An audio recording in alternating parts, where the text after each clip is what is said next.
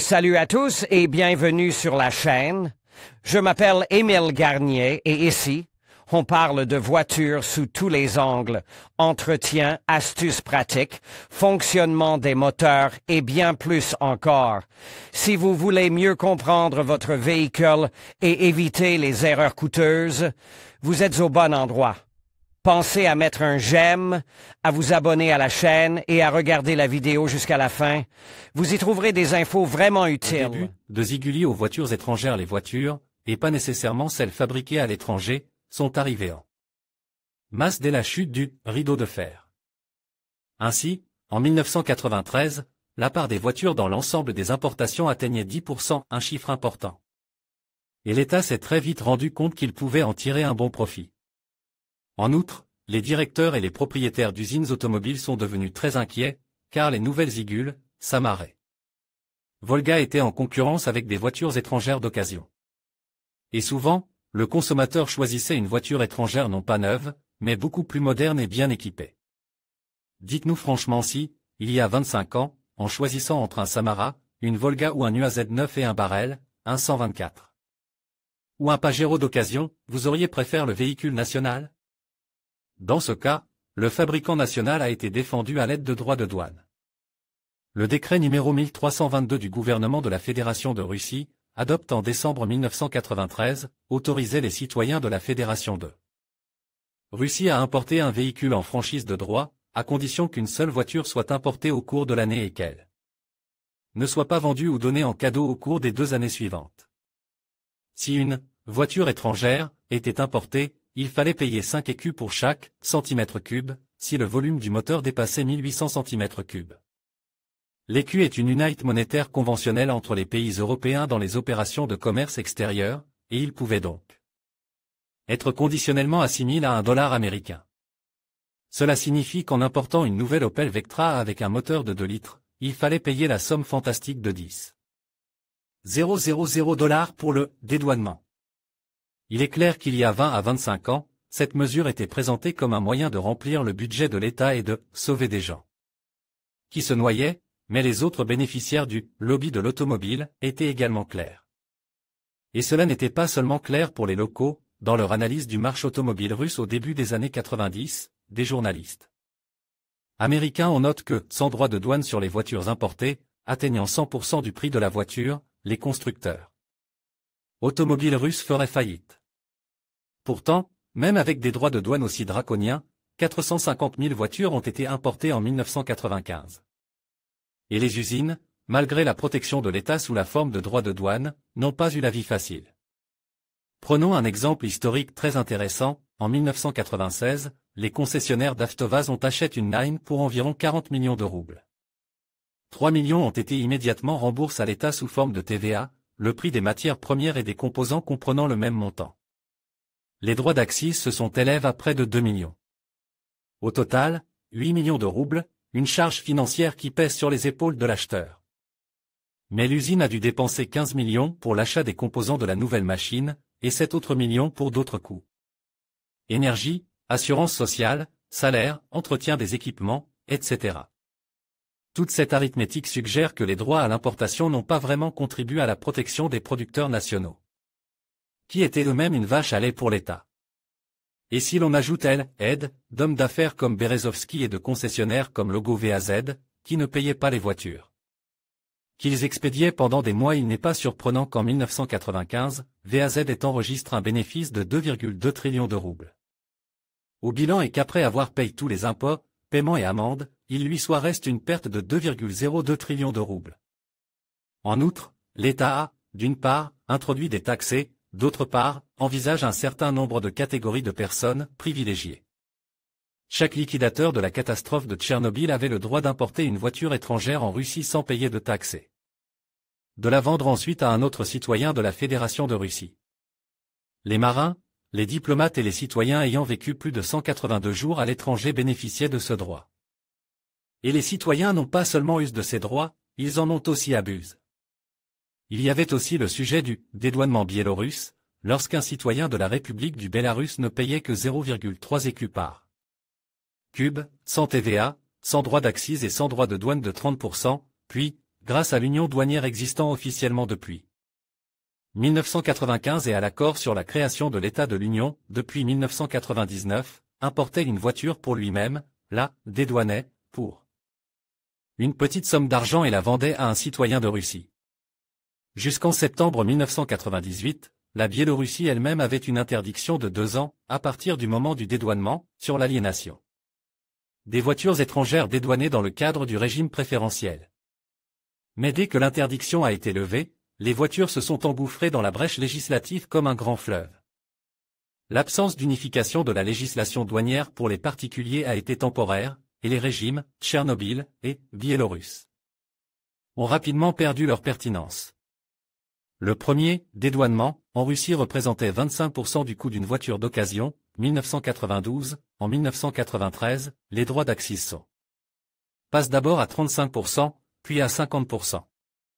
En 1994, le montant total des paiements atteignait déjà 80 à 130%, en 1995 il est tombé à 50 à 100, un an plus tard le gouvernement les a ramenés à 20%.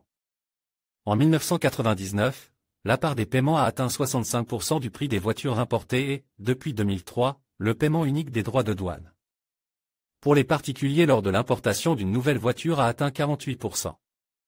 On ne peut pas dire que l'État adopte une position claire de lobbyiste des usines nationales, à la croisée des siècles, plusieurs documents d'État importants ont été publiés, par exemple, la résolution numéro 413 du gouvernement de la Fédération de Russie, qui accordait aux investisseurs des avantages fiscaux significatifs.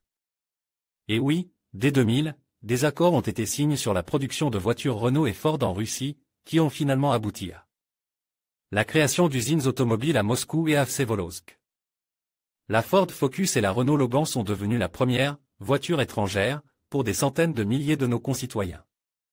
Et une voiture produite localement de surcroît.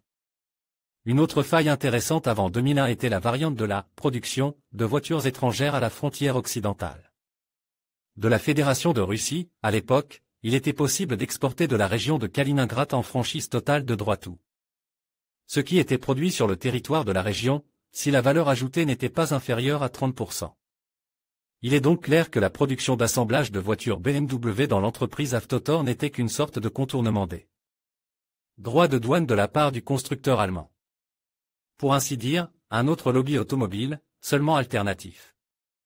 Derrière le bouclier ou sur le bouclier.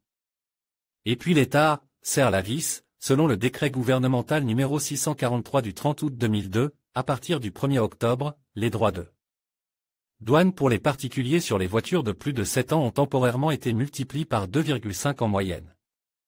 En d'autres termes, il faut désormais payer 2 € par cube de volume utile, jusqu'à 2,5 litres, et 3 € si le volume du moteur dépasse 2500 cm3. Auparavant, les taux étaient respectivement de 0,85 et 1,4 €. Ainsi, les premières à être touchées sont les voitures d'âge les plus abordables, qui, même après le dédouanement, rivalisent avec les nouvelles VAZ et GAZ. Ces droits peuvent être qualifiés de droits de barrage, même si, à l'époque, ils ne concernaient temporairement qu'un segment des voitures importées, qui étaient en concurrence directe avec les produits nationaux.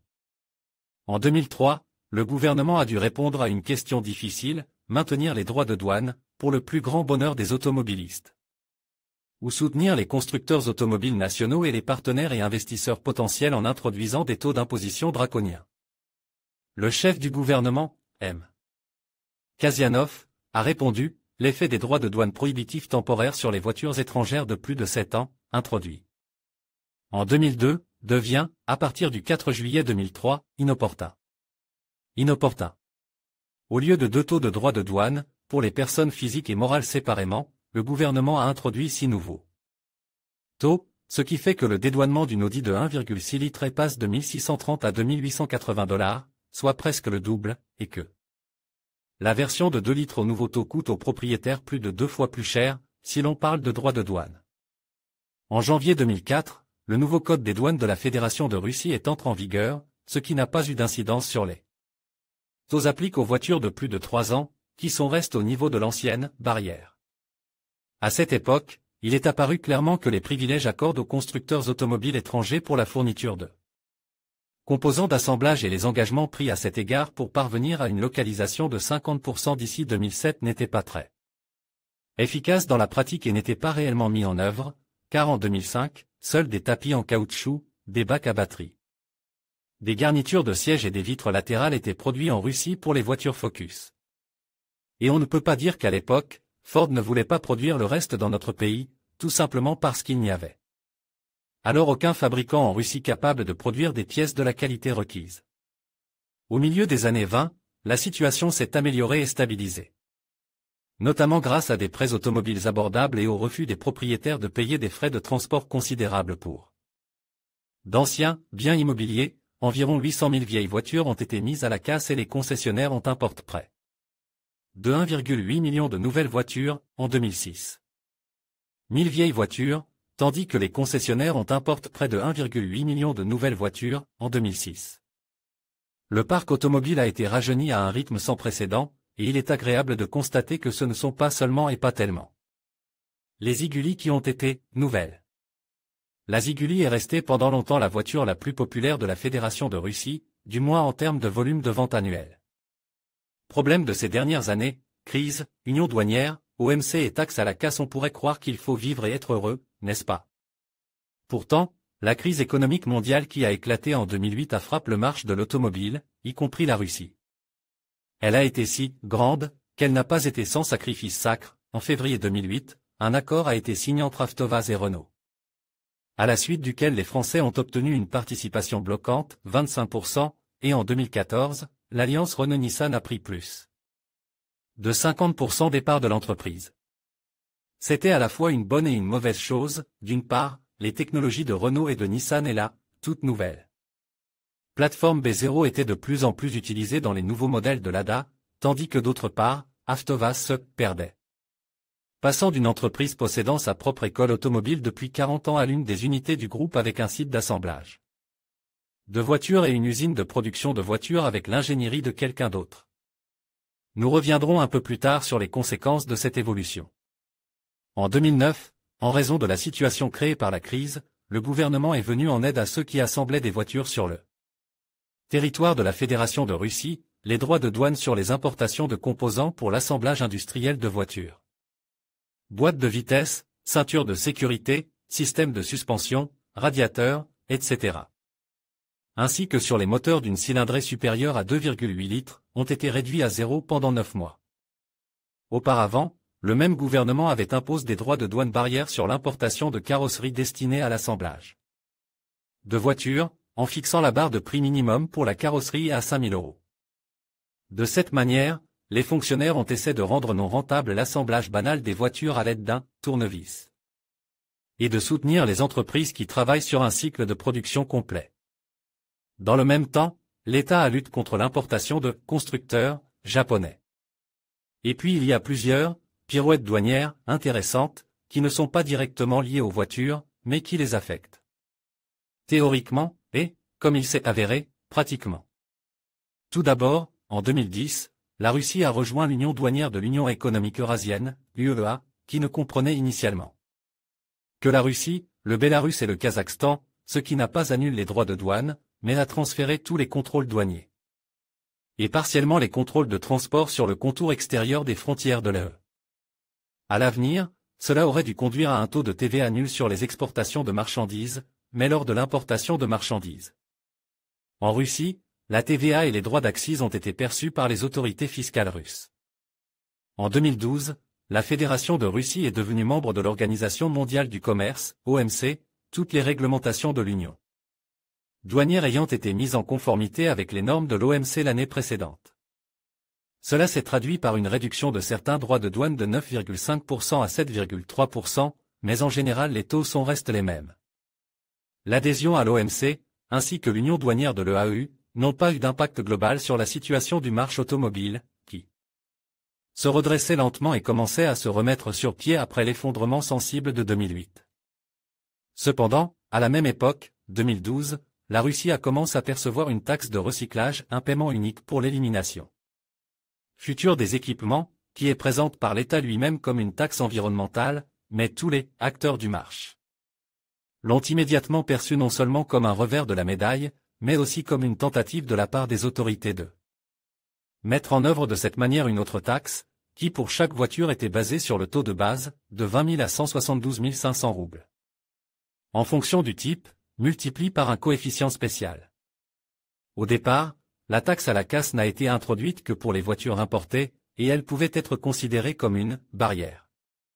De plus, mais depuis 2014, conformément aux mêmes normes de l'OMC, la taxe à la casse a été introduite pour les fabricants russes également. Mais dans le même temps, des subventions industrielles ont été introduites pour les usines automobiles nationales, qui ne sont apparemment pas officiellement liées à la taxe à la casse, mais qui la compensent en réalité.